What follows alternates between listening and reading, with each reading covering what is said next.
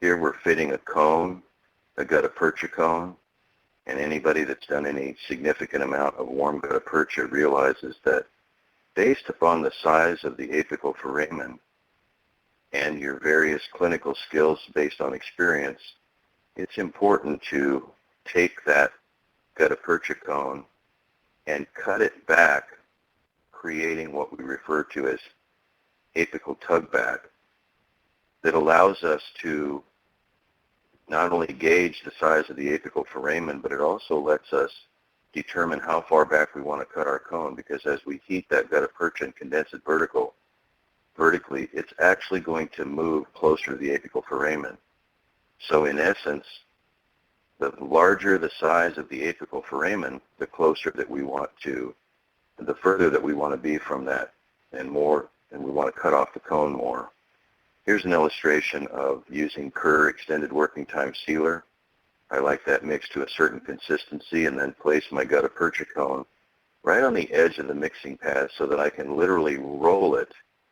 And as I roll it, I make sure that it's circumferentially all the way around the gutta-percha cone. In this particular illustration, what I'm trying to show is I'll take a gutta-percha cone.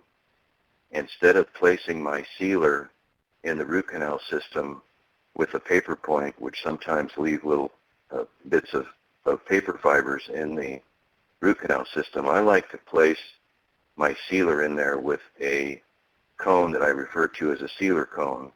I like to do that first and then place my master cone. In this particular case, because of the size of this particular tooth, I believe this tooth is like a number 10, number 7, something like that. It's a very large root canal system, anterior tooth. And so I've placed more than one gutta-percha cone in there so that when I sear it off, I'm capturing more rubber as I condense it vertically. Here's the Calamus heat tip and the plugger tip. I'm going to sear that off right off at orifice level.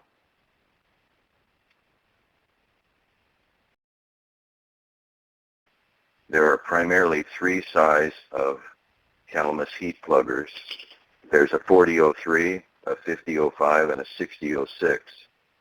For the most part, in most systems, as I treat them, and as you become familiar with this technique and realize the simplicity of it, rarely do I need to use anything besides a 4003.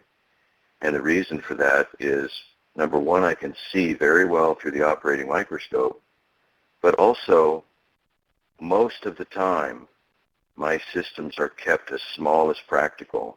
I try to conserve as much dentin as possible, both coronally and radicularly, and certainly apically. So I'm not opening my systems much larger than a 25 on average. So with that in mind, a 4003 Calamus heat plugger works exceptionally well in my hands, nearly every system. There are occasions when I'll go to a larger heat tip, but most of the time it's unnecessary.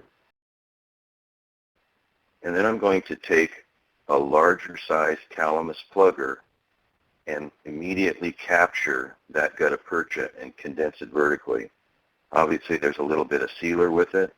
My assistant will take that cone from me here and just, pardon me, that Calamus plugger might go to a smaller one, might go to a larger one. With the vivid illustration and being able to see it so well through a microscope gives you a tremendous amount of confidence in making certain that you're capturing all of the rubber in that access cavity and condensing it vertically.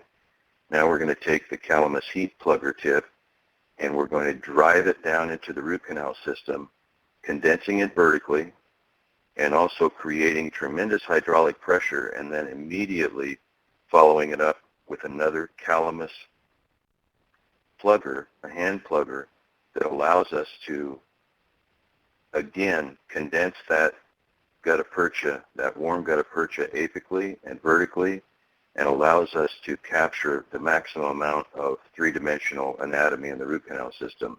Now we're removing with the Calamus heat tip another aliquota gutta-percha, then going to a smaller Calamus plugger, and condensing that gutta-percha again vertically, capturing the maximum amount of lateral and tertiary anatomy in the root canal system.